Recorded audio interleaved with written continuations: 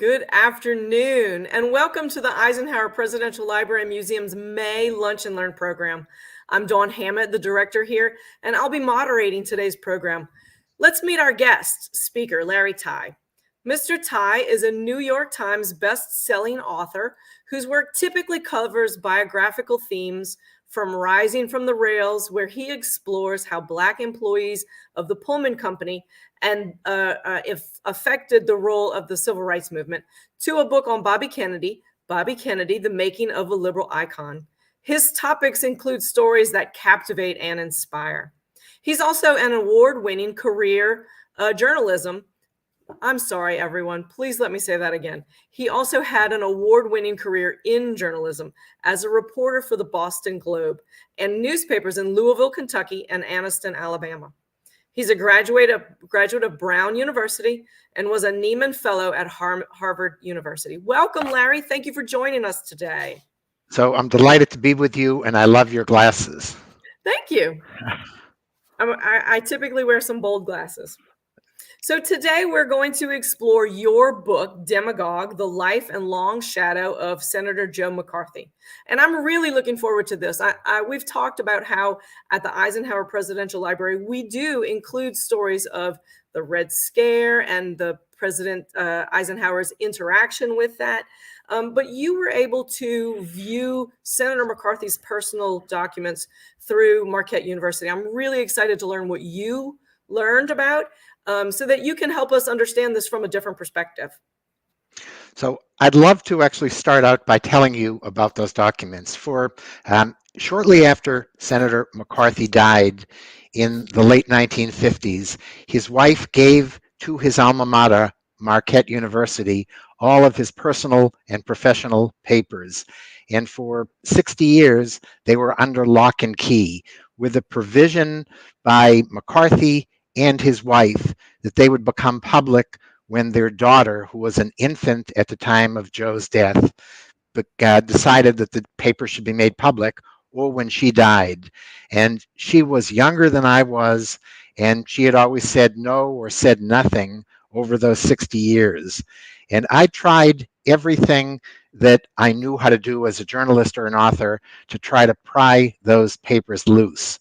I knocked on her door and she didn't answer the door. I wrote her letters and tried telephone calls, and she didn't answer either of those. I went through a famous journalist named Greta Van Susteren, who was her best friend, McCarthy's daughter's best friend. Greta's father was Joe McCarthy's best friend, and Greta tried repeatedly on my behalf, and Joe's daughter, Tierney, ignored me.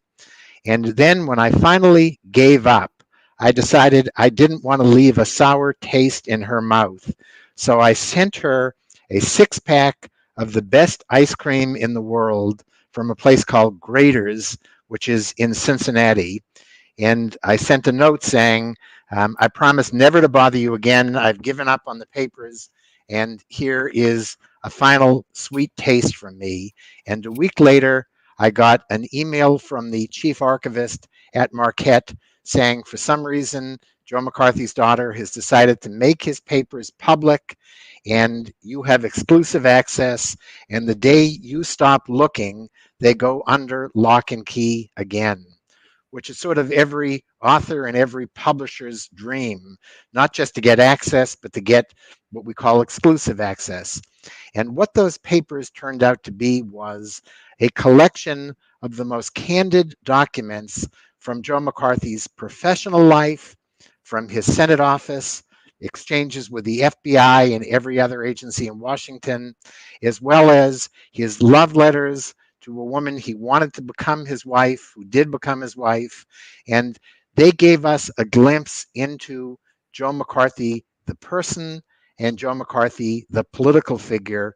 It was like in The Wizard of Oz, finally being able to look behind the screen and see who this guy really was. And that was one set of documents that I was lucky enough to get access to. Another was all of Joe McCarthy's medical records from Bethesda Naval Hospital. And the third was everybody may be familiar with the so-called Army McCarthy hearings, these very famous Senate hearings, arguably the most famous in the history of the Senate, where the Senate was investigating their colleague Joe McCarthy and his relationship with the Army. And it turns out that only a third of the Army McCarthy hearings were in public session. The other two-thirds were held behind closed doors. And not long before I started to write my book, all of those records reached the 50-year limit of being protected in terms of being private. And suddenly those files and the transcripts of the hearings were public. So I had the medical records, I had the personal and professional papers, and I had the records of what McCarthy and all of the witnesses said behind closed doors. So if I couldn't say something new about Joe McCarthy and about Joe McCarthy's relationship with incredibly important people in his life, like Dwight Eisenhower, then shame on me. And I'm glad to discuss anything that you'd like to about what those records gave us new insight into. Well, fantastic. So we have a research library here, and to hear those stories of researchers and scholars in archives doing the deep dive is amazing and wonderful, and I can't wait to learn what you've learned. So I wanted to start talking about Senator McCarthy in his formative years. Clearly, we start the Eisenhower story with his formative years in Abilene. So what did you learn about Senator McCarthy and how his foundation guided him throughout his life?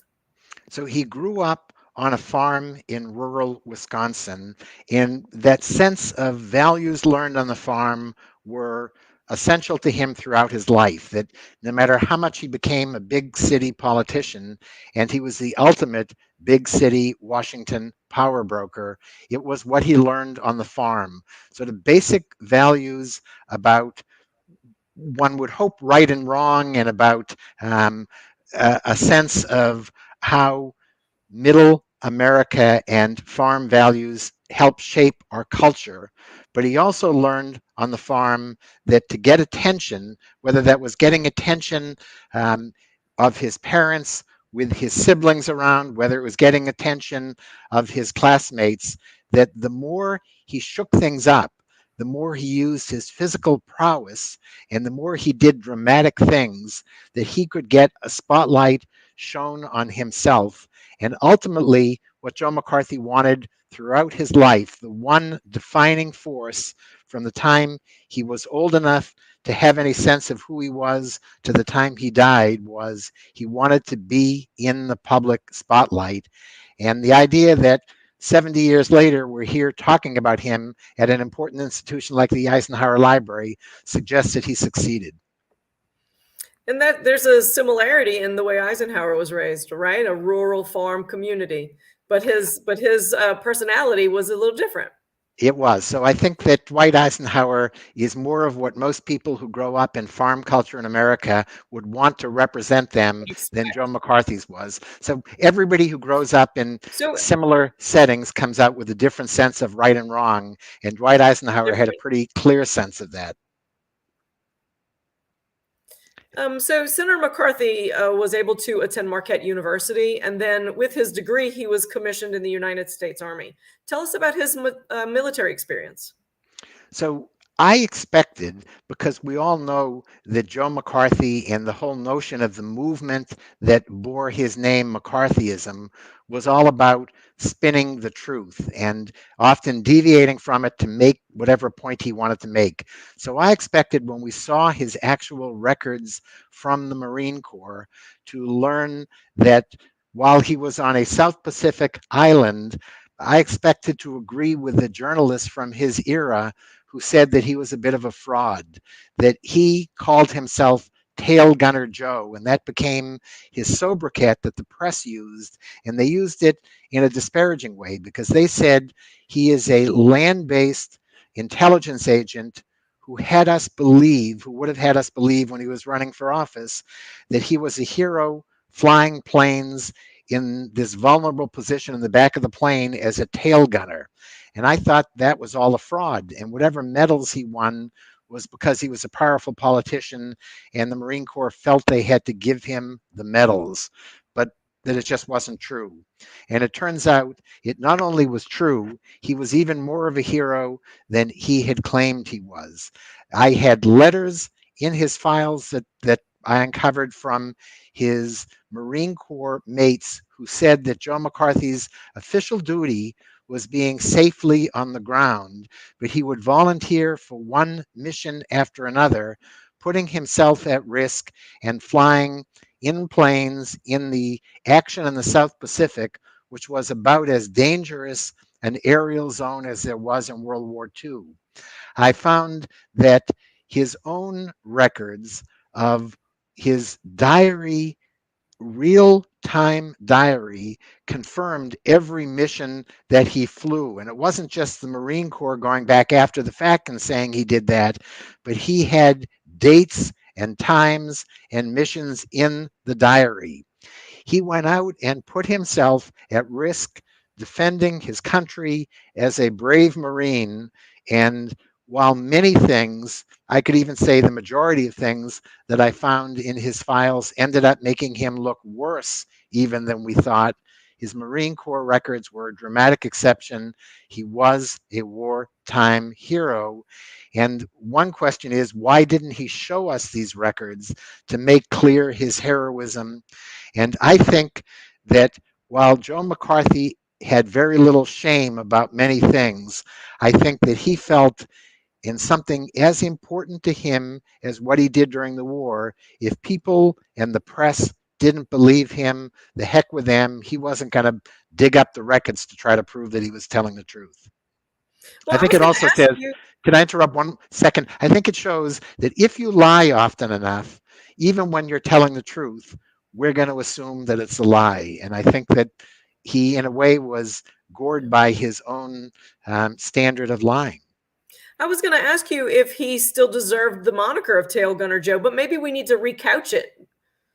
Yes, so that's a great way of expressing it. The answer is he did deserve that moniker, but not in the cynical sense that we have used it over the years. He truly was, it could have almost said volunteer Tail Gunner Joe, who didn't have to be Tail Gunner Joe, and who went up and was shot at and could have been killed because he wanted to do something more than just sit on the ground. That's good to learn. So, following World War II, Senator McCarthy sought political office. He wasn't the senator yet. I'm using his title. Can you tell us about how he got to Washington D.C., his early years in the Senate? Did he have a relationship with the Truman administration? And when did Um, he start his anti-communist stance? Yes. So he got to Washington, D.C. by being willing to scrap harder, fight harder for elective office, and what we in a later generation would have called dirty politics. Joe McCarthy invented, in many ways, the whole notion of a modern era of dirty politics, meaning he would say anything about his political opponents, whether it was true, whether it was fair. He started out by running for county judge in the area in Appleton, Wisconsin, where he had grown up. He won office there. He won office by what everybody at the time said was fighting dirty and lying about his opponent, attacking his opponent for being allegedly too old, for suggesting his opponent was senile. He ended up, when he ran for Senate, against the iconic La Follette family of Wisconsin. He again fought dirty. He was willing to say or do anything to get elected. And by the time he was elected, even his fellow Republicans, I think, wanted to distance himself because they knew this guy was not just tough, but he was a mud slinger. When he got to Washington, almost from moment one, he took on the Democratic Truman administration, questioning not just the politics of the president and his aides, but the loyalty at a moment when loyalty was everything. We were coming out of World War II. We were entering a Red Scare era, and he knew how to raise the most controversial issues. But he was also a mediocre enough senator for most of his first term that it looked like he was guaranteed to be a one-term senator. He was a backbencher, nobody paid much attention, and it looked like he was going to be ripe for the pickings by Democrats in his bid for reelection. And so one night he went, the most famous night of the year in Republican political circles is a night celebrating the patron saint of the party, Abraham Lincoln's birthday. And at Lincoln Day dinners across America, Republicans rally, they have fundraisers, and they invite in a prominent speaker. And if you were a guy like Dwight Eisenhower, a war hero, and somebody the Republican Party wanted to be in their corner, you might get invited to be the Lincoln Day speaker in a place that mattered in those days, like New York or Washington or any big city across America. When you were a backbencher like Joe McCarthy, you got invited to Wheeling, West Virginia, or as his staff jokingly called it, Wheeling, oh my God, West Virginia. And he was invited there to give the speech. He showed up with an enormous briefcase, and he had in his briefcase two speeches. One was a snoozer of a speech on national housing policy.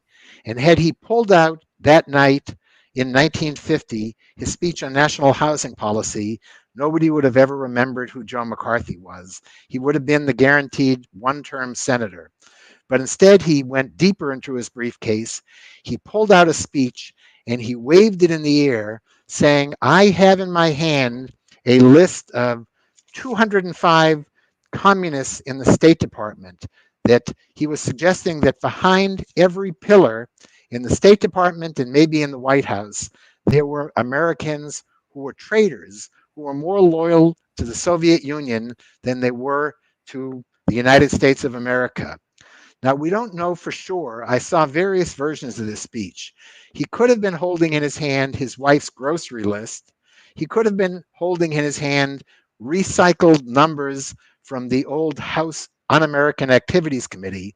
All we know for sure is that he never had in his hand, because he never had anywhere, a list of 205 disloyal Americans in the State Department or anywhere else. But So this was nobody cared.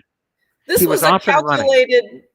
I'm sorry. This was calculated on his part, but to get attention. What, or was it calculated in that he was really interested in this anti-communist theme? Yes. So it was totally calculated. He was interested in any theme that was going to put him in the spotlight and draw attention. And he realized after delivering that speech in Wheeling, by God, West Virginia, that he got so much attention. Within 2 days, his charges of communists in the State Department had made the front page of every newspaper in America and many across the world, and he was off and running. This wasn't an issue that he knew anything about, that he especially cared about, but what he was looking was for an issue to make himself famous. And it may remind some people who are with you live or who are Zooming with us today of other politicians since then. And one of the reasons my book is called Demagogue instead of being called McCarthy, it is because what he did that night in Wheeling, and from then until the end of his life, what he did was set an archetype for demagogues in American politics. And it was Joe McCarthy, but it was something even more dangerous than that in terms of what happened then, as Dwight Eisenhower understood probably better than anybody. So, what were his steps in this program that he was, frankly, just introduced to on the fly? Right? What did he do to sort of create the fervor?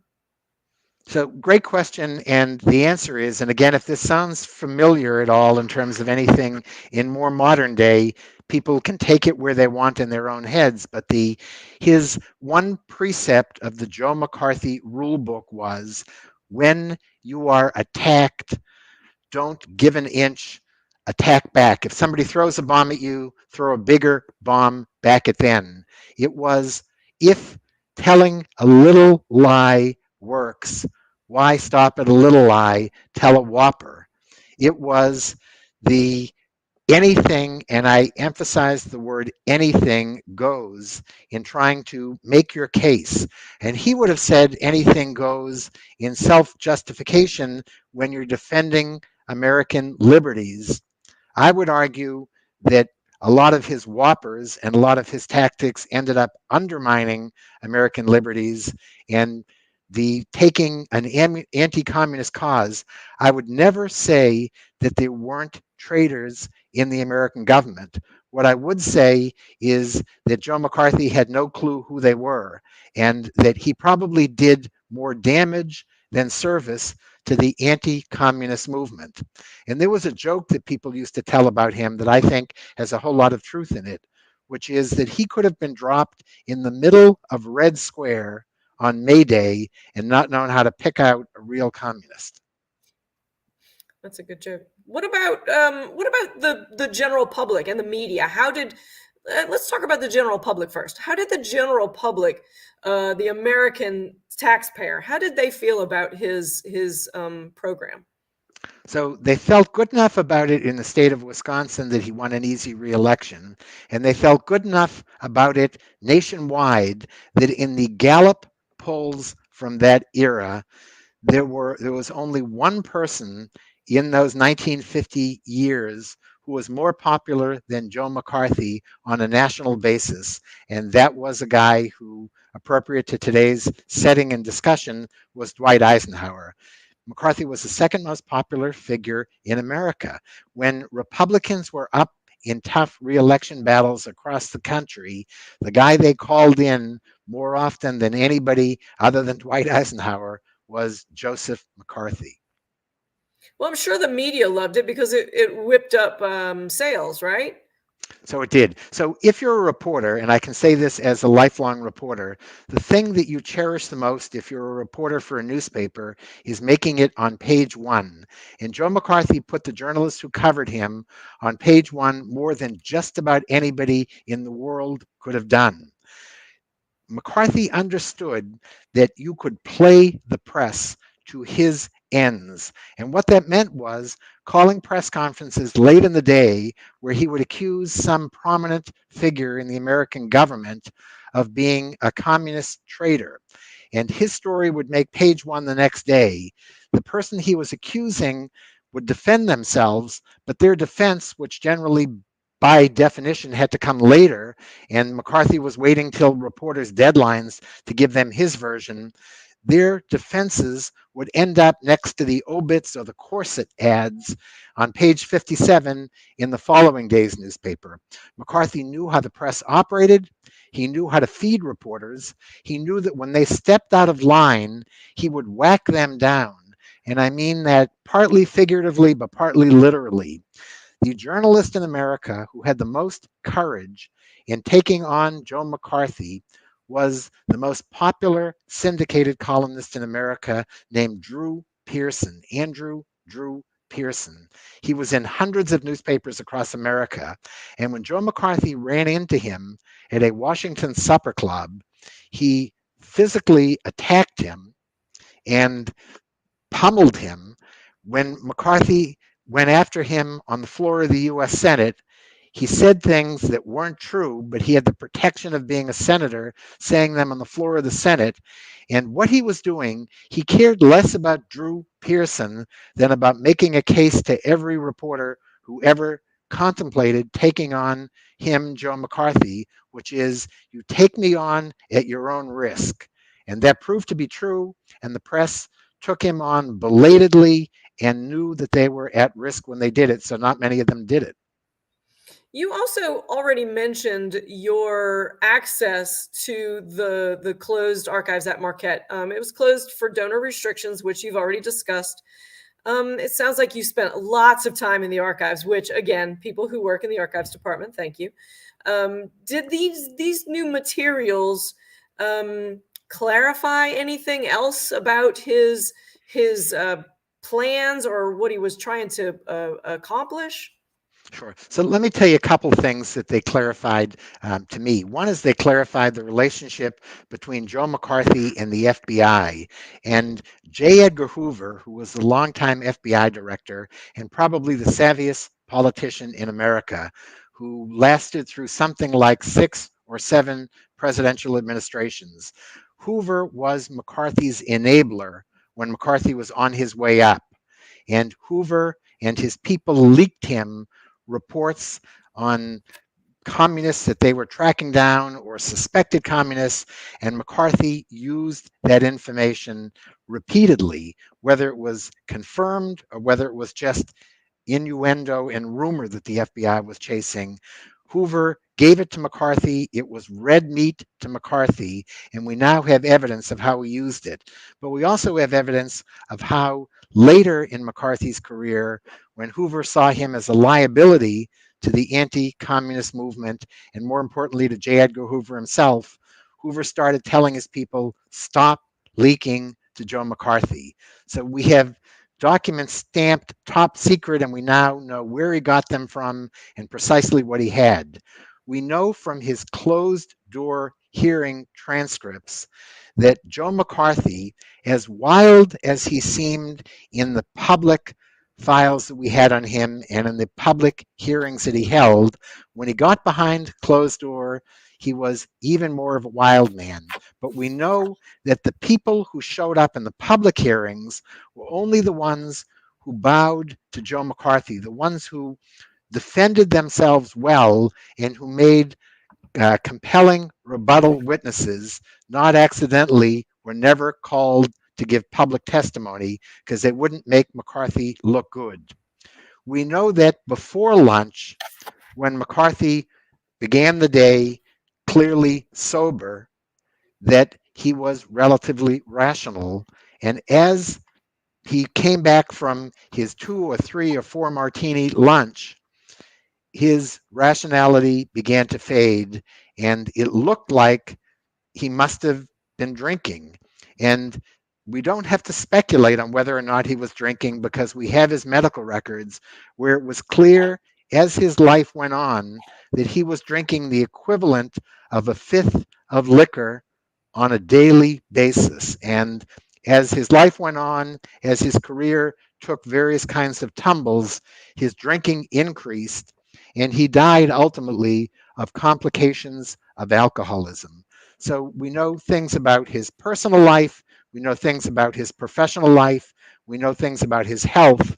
We also know that he was deeply in love with the woman who became his wife. We've got all the letters and telegrams that he sent to her courting her, and he was quite a romantic, and we know how she resisted until she finally didn't resist. And she was like everybody else. For all of his seeming beastliness that we think of Joe McCarthy, when he wanted to, he could be one of the most charming people in America, which is how he rose to become, as a senator from faraway Wisconsin, as powerful a figure as he did. That's interesting. So in late 1953, McCarthy publicly attacked President Eisenhower in the media. And this generated questions within the administration of, will a response to McCarthy jeopardize the legislative program that we have prepared? Should we even lend the attack any dignity by response?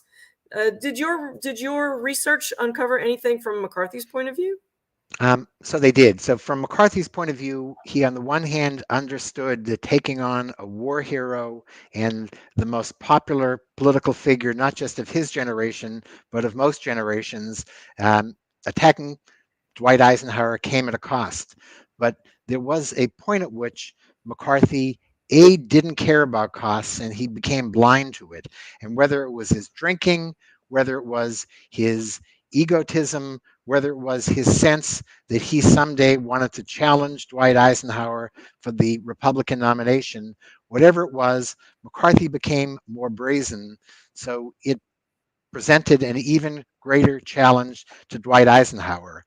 Would he enable Joe McCarthy by giving the prestige of the White House, making it look like Joe McCarthy was on his level? It's sort of like the questions that the Biden White House must be asking in having negotiations with Speaker McCarthy. And Speaker McCarthy is the Speaker of the House, a much more powerful position than just being a Senate committee chair like Joe McCarthy was. But do you, by taking on somebody and making them look like you're equal, or are you making them even more powerful? So should you do what Dwight Eisenhower decided that he was going to do for the first year or so of his presidency, try to ignore McCarthy and wait for his fellow senators to take him on, or do you challenge him? And on the one hand, I would never question the political judgment of as brilliant and as low key but extraordinarily successful politician as Dwight Eisenhower. On the other hand, the person who I think had it right was not Dwight Eisenhower. It was a guy named Milton Eisenhower, Dwight's brother, beloved brother Milton, who said early in the Eisenhower administration, he whispered in Dwight's ear and said, "Give up a little bit of your popularity. You've got to take on that bully and demagogue McCarthy because he will just get stronger. Take him on early." And Dwight took his own counsel, not his brother's counsel, and waited until McCarthy essentially became so vulnerable that it became easier to take him on. We recognize Milton's brilliance as well. It's a group of very, very well-educated and genius fellows in that family, is it not? They were indeed. So we've been looking this year at difficult decisions that President Eisenhower had to make throughout his life, and clearly to engage or not to engage, how to engage Senator McCarthy was clearly one of them. Did you learn anything more about perhaps other people who supported Eisenhower's point of view, that this was the appropriate way to stop this Red Scare? So he had some of his closest advisors who said you're doing the right thing and who encouraged him to be cautious. But he also had key advisors, including his press secretary, who were telling him even during the campaign before Eisenhower became president, Eisenhower had an extraordinary sense of loyalty.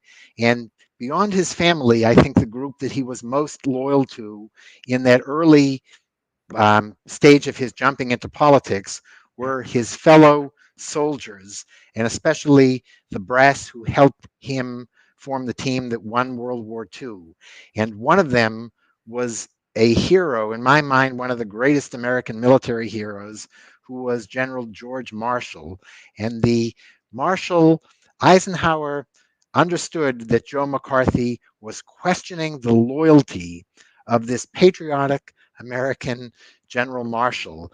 And during the campaign, Eisenhower, just before he went into Wisconsin, had written a speech, or had been given a speech and rewritten a speech defending George Marshall and attacking Joe McCarthy for attacking Marshall. And he never gave that speech. And we now have that speech. You have that speech. Everybody has that speech. And the question is, why didn't he give that speech? And the answer is because some of his political aides were telling him that if you give that speech, and if the nomination turns out to be a close battle, McCarthy could take Wisconsin and maybe some other states and vote against you and vote for any of your rivals out there. And it turned out Eisenhower won by such a landslide, the nomination and the election. He never would have needed Joe McCarthy's help. But in those early days, it was unclear whether he would, and he played it cautious. And I'm sure, understanding and adoring Dwight Eisenhower, I'm sure what he did was figured that he could really take on McCarthy if he became president. But if it was on the way to trying to win the presidency, McCarthy could help do him in, and he'd never be any good to anybody. He'd feel better about having defended General Marshall, but it wouldn't have done any real good. And so he waited. And then when he got to the White House, he waited again. And I think he waited too long. One of the only decisions in his presidency that I think over time looks worse is that decision. And lots of people who are much smarter, Eisenhower scholars and me would disagree with me, but I would say that was the biggest Achilles heel in Eisenhower's presidency, was how he dealt with this demagogue, Joe McCarthy. I'm still thinking about what you said. We do talk here at the library about what a strategist he was, President Eisenhower. And so to consider the strategies that he put into place with this difficult decisions, really interesting. Thank you for making me think about it like that. I appreciate that. So Don, could I say one more quick thing on that? So sure. You're a much smarter Eisenhower scholar than I will ever be, but I would say that it wasn't so much whether strategically he picked the right moment to go after Joe McCarthy. And I think arguably going after him when McCarthy attacked the one institution he couldn't get away with attacking, which was the military, was strategically a brilliant decision. He wanted McCarthy to do himself in. He knew that the way to do it was for McCarthy to go one step too far, and he did that. The question is, who paid a price in the interim? During his waiting, as Milton understood, a lot of lives were being ruined. And it wasn't just the people that were McCarthy's targets, it was the whole sense of truth and fairness in American politics. Joe McCarthy was undermining the sense of what public truth meant. And for a guy like Dwight Eisenhower, truth mattered. And he ended up taking on McCarthy and helping restore truth to a prominence. But the lesson to politicians who came afterwards was McCarthy's tactics, McCarthyism works. In the long run, it may be your undoing, but in the short term, it's a way of getting elected and reelected, and it worked for Joe McCarthy. You mentioned in your book, you talked to some of the victims and descendants of the victims. What did you learn from them? Is there a legacy that's still relevant to them in their everyday lives? The legacy of one is one of pain. That I talked to a guy whose father was a senator named Hunt, and and this senator happened to live next door to Joe McCarthy and happened to be one of the people that McCarthy went after. And the senator one day went into his office and brought a rifle with him and took his own life. And I ran into more people who could confirm for me, including the son of the Senator La Follette, who McCarthy beat in Wisconsin, who also took his own life, that they pointed to cause and effect. Joe McCarthy's attack led to their fathers actually killing themselves. There were scores of other people I talked to who said they watched their parents' lives being ruined by Joe McCarthy attacking them for things that just weren't true. And McCarthy had no shame. And it was just the ultimate question that was McCarthy's undoing in the Army McCarthy hearings was this famous leprechaun-like lawyer named Welch for the U.S. Army who said, "Senator, have you no shame? Have you no shame?" And it was when McCarthy was attacking a young associate of Welch's, but it was the question that I wish Dwight Eisenhower a year earlier than that had been attacking, because the truth was Joe McCarthy did have no shame, and it took somebody with the prowess of Dwight Eisenhower, and who was the military strategist. The only person who could have taken on Joe McCarthy Marine was Dwight Eisenhower, the guy who helped win World War II for us. And there was just nobody else in America who had that kind of credibility. And I wish he had done what Milton did, which was give up just a couple points of popularity to attack Joe McCarthy earlier. I personally am interested in stories of everyday people. But I'm sitting here and I'm thinking about that this spilled over into Hollywood as well. Do you have any comments?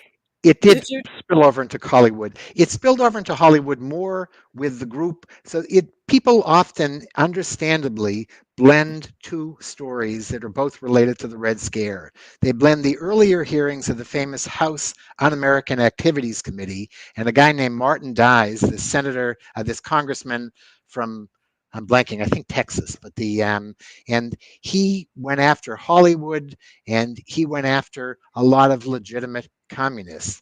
Joe McCarthy comes on the scene years later, and he takes the leftover evidence from the House Un-American Activities Committee, most of which, the good evidence, they had already gone after people. He takes over the scattered remnants of their files, and he then starts shooting even more from the hip. And that was less about Hollywood and more about people at the State Department, but it was a Red Scare.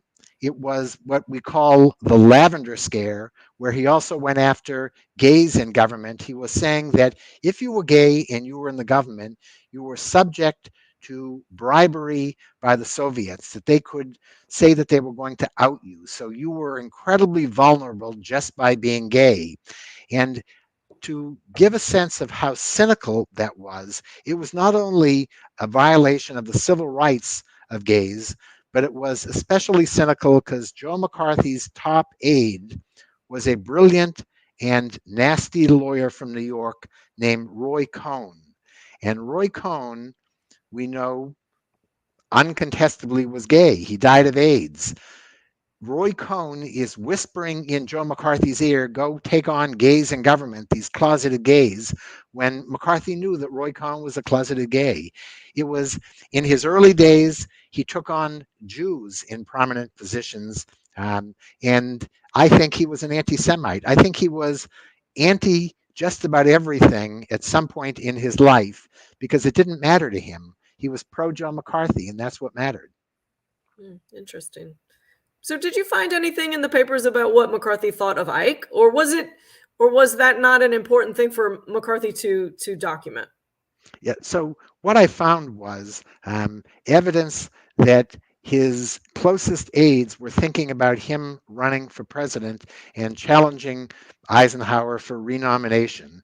Whether McCarthy ever really dreamed of doing that himself, I think he dreamed of it, but he understood how popular Eisenhower was and that that might be one step too far.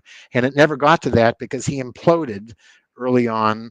But I think that McCarthy thought that Eisenhower was not his kind of bedrock conservative Republican, that Eisenhower did all the things that McCarthy thought were wrong, which was he really believed that he was the president of all Americans, whether you were a Democrat or a Republican, and all the things that I think of as being the nobility of Dwight Eisenhower to Joe McCarthy was the weakness and the irresolution of Dwight Eisenhower. And I think that one could make the case, and again, scholars like you are much smarter in making this case than I am, but that Dwight Eisenhower was the last truly bipartisan American president we had, and Joe McCarthy was one of the earliest ultra uber partisans, and so they were just so constitutionally different. Dwight Eisenhower was reassuringly grandfather like. Joe McCarthy was a ranter and a raver. They were just, in everything they did, you couldn't have picked two figures in American life who were more different. And the fact that they happened to be the two most popular figures in American life ensured that they would be on a collision course. And the idea that Eisenhower was the strategist that he was ensured that he was going to win that collision. So with the information that you've learned and have shared with us in your book, should we reevaluate McCarthy's legacy? We ought to. We ought to reevaluate in lots of ways. We ought to reevaluate it and say it's more nuanced than we thought. He was right about some things like his war heroism, and he was even more of a fabricator and an embellisher and a demagogue than we thought in terms of his public life and his anti-communist crusade. And don't trust me, go look at the evidence of it. And it's all out there now for us to see. We now know that Joe McCarthy died not of the acute hepatitis that his family and the doctors at the time said, but he died of what was more likely acute alcoholism. Um, we know that he was an incredibly sad figure after the Senate finally took him on after the Army McCarthy hearings and they censured him. We know that for the rest of his life, he was an even heavier drinker and that he would at times be suffering from delirium in the Naval Hospital at Bethesda Naval Hospital. We know, most importantly of all, that this isn't a story of ancient history, that throughout American history, there has been a strain of demagoguery or of bullying, and that Joe McCarthy set the playbook for every politician who came afterwards. And we know that Joe McCarthy's protege, Roy Cohn, half a century later, was Donald Trump's tutor. We have our goal, our mission is to share the holdings that we have at the National Archives in total and the Eisenhower Presidential Library locally. So I have Samantha in the background is going to show a list of documents and resources that we have on our website about McCarthyism and the Red Scare. So for those of you out there who would like to do more research, we have primary resources here that we'd love to share about this topic. So as that is scrolling, I want to just put in a quick plug for the National Archives and Records Administration. Authors like me could never begin to do their work if there weren't presidential libraries like the one that Dawn runs, and if there weren't other NARA or National Archives institutions across America that did things like give me Joe McCarthy's medical records, that it is only with records like that that we can tell an accurate story, and it's only with libraries like yours that we can get access to those records. So go visit your nearest library if you're there at the Eisenhower Library, visit it, see the extraordinary papers, and realize how Dawn is an enabler for somebody like me. What an amazing commendation. I promise to share that with the new Archivist of the United States. Okay, great. So the Archivist of the United States happens to be the outgoing, or now he's the Archivist Emeritus, I guess. David was a near neighbor of mine in Massachusetts, Yep. and he had me in to do talks on Bobby Kennedy and other people. But it is really wonderful. I did a talk at a meeting of all the NARA archivists that happened to be held in Boston at the Kennedy Library several years ago. And there's nothing better than being in a room of smart archivists who can tell you how to do a better job the next book you're doing, but who can also not just tell you about it, who can help you and guide you through that process. I call them magicians because you ask them a question and they find the answer. I think it's magic. It is magic. So we have in the courtyard here at the library, we are asking for questions from our guests, in-person guests, but we do have two in the chat. So I'll get started with that if that's okay with you. Great. All right, we have one from Jack Charbonneau. Was McCarthy a mentor to Roy Cohn, or did Cohn add his views to the senator's team? So he was both. There are Bobby Kennedy, who I wrote a biography about, who went to work for Joe McCarthy when Bobby got out of law school. Bobby Kennedy always used to blame Joe McCarthy's excesses on Roy Cohn. He said McCarthy was a good guy. Roy Cohn steered him down the wrong path.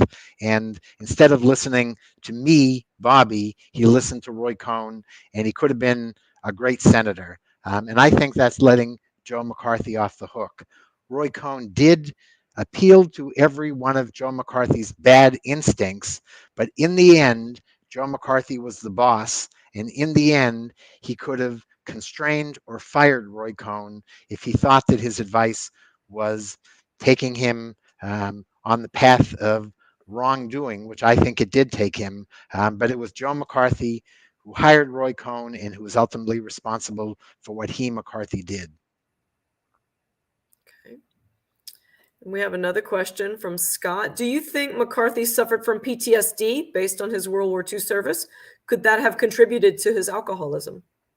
So on the one hand, I would say yes, it was clear from his medical records, from wartime, from his diaries, from other things, that he had what we would have called in those days shell shock, and that he had to spend some time in medical facilities in the South Pacific and later when he got back to Bethesda Naval Hospital.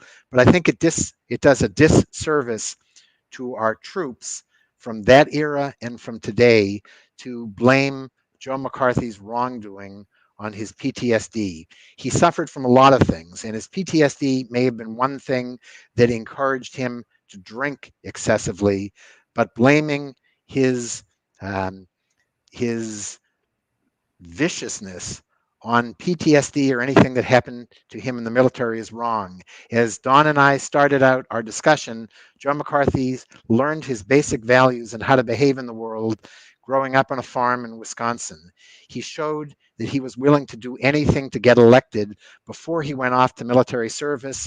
When he was in the Marines, he started his Senate campaign from the South Pacific and the Marines, which was a violation of every order that Dwight Eisenhower gave his troops and of every sense of the separation between the military and politics. But Joe McCarthy didn't care. He was proudly displaying enormous banners in the South Pacific saying Joe McCarthy for Senate. And it was sort of crazy because all that could have done was get him in trouble. It wasn't going to win him too many votes in the South Pacific, but he didn't care. And so, yes, he probably suffered some shell shock, but yes, that's too easy a way of letting him off the hook. Thank you. We have a question from the courtyard. Was there ever a time that McCarthy self-assessed and regretted what he did to the people and America as a whole?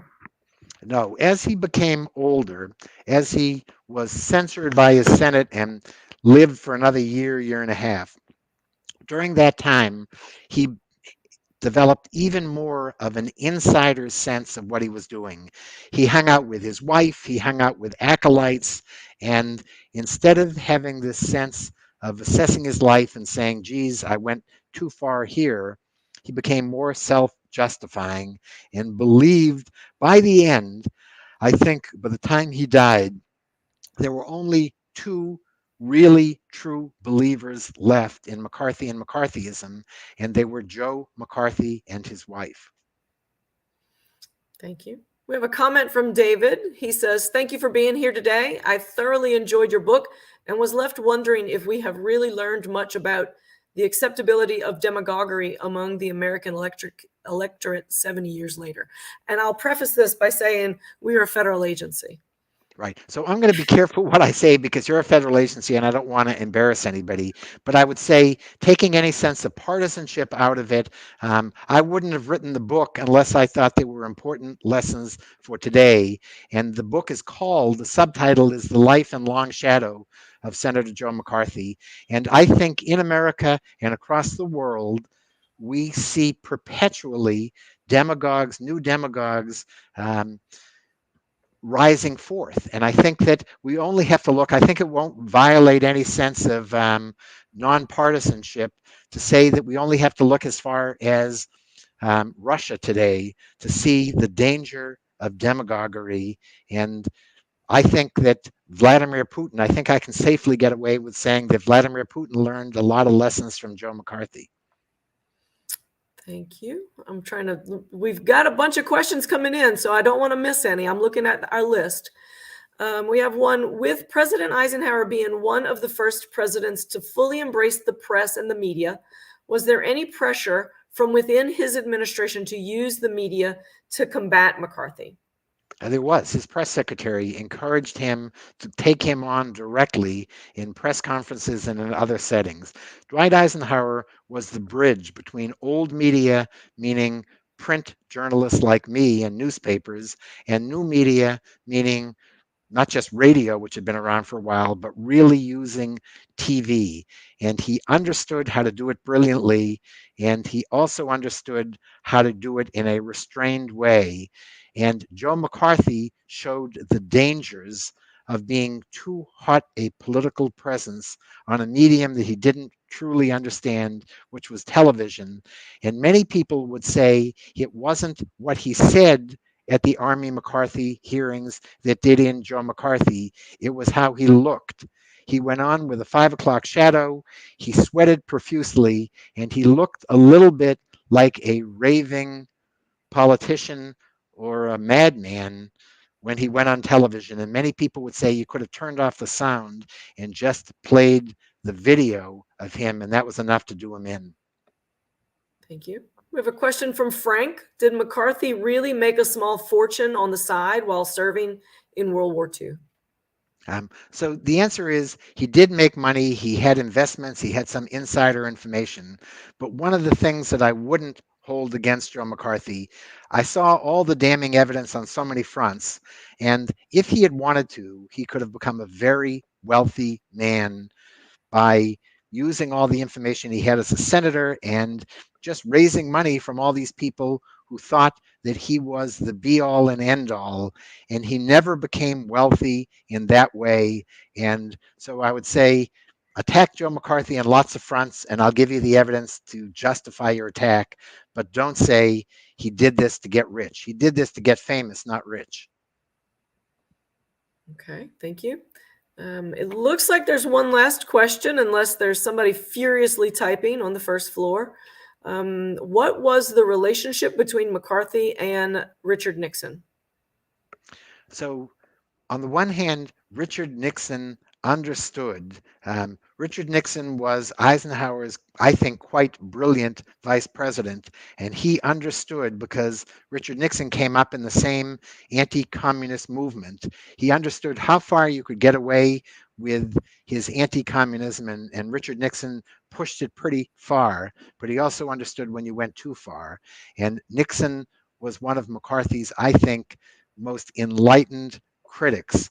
And I think that Nixon was whispering in Eisenhower's ear, and I don't know what he was saying, but telling him, here's where McCarthy's going too far, here's the way to take him on, because Nixon was a brilliant political strategist and nowhere better than in understanding the damage that Joe McCarthy was doing to the anti-communist movement in America. Thank you.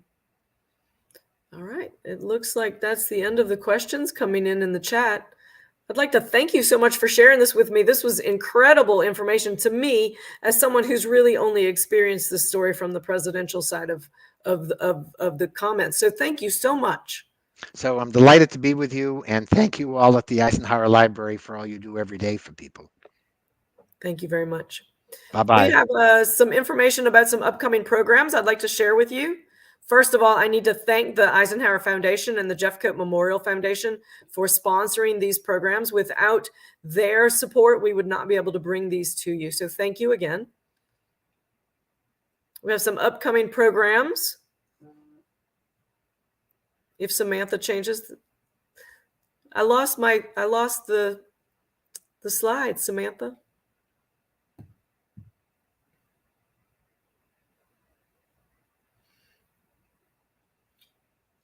Well, we do have some upcoming programs. They're all available on our website.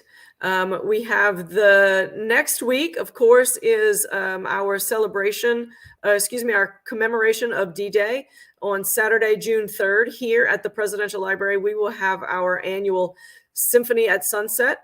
I'd like to invite everybody to come out and visit us on that day. We have activities. We have hands-on history carts. There's a Meet a World War II Veteran moment. We have music all afternoon. We will have the Commanding General's Mounted Color Guard here doing demonstrations of horseback cavalry moments. And then we also have the 1st Infantry Division Band from Fort Riley and the Salina Symphony. It's a wonderful event. If you haven't been here, please try to make it. It's beautiful, beautiful. And then following that, the week after, we have our World War II Emerging Scholars Symposium. This is an amazing program where we have emerging scholars come talk to us on new topics of scholarship. This year's topic is difficult decisions beyond the battlefield. We have a keynote speaker on the 7th, and then we have other speakers the 8th and the 9th. 2 speakers on the 8th and 2 on the 9th. This program is brought to you with the presidential libraries of President Roosevelt, President Truman, and President Eisenhower. We're really excited to share this.